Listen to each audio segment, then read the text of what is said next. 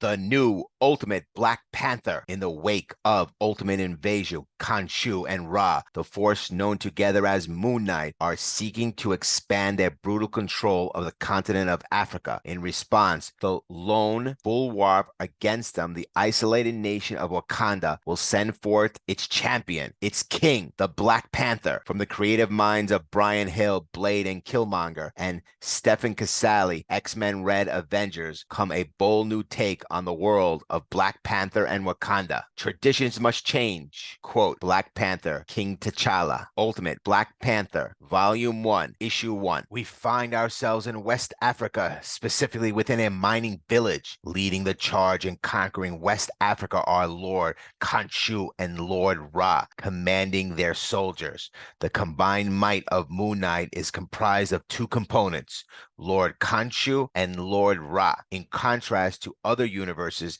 such as the 616, where the forces typically clash. In this instance, Khonshu and Ra are working in tandem, serving as avatars for the Egyptian gods. These two men are orchestrating genocide and open warfare across the African continent. The ruthless annexation orchestrated by Khonshu and Ra is observed by Wakandan spies Anan and Faxul, prompting them to depart swiftly and inform their kingdom of the atrocities they have witnessed. In the kingdom of Wakanda, King T'Challa wakes up from a disturbing nightmare. Although his queen Okoye, their relationship appears to be more political than personal. T'Challa is haunted by nightmares foretelling ominous events, but as he gazes upon Wakanda, he declares, traditions must change. A diabolical genius known as the Maker used time travel to create his ideal Earth by systematically preventing anyone from ever becoming a superhero and by establishing a secret council of supervillains that rules this world from the shadow. But recently, the Maker was locked away in a place called the City, and now the Maker's council works to further exercise their influence on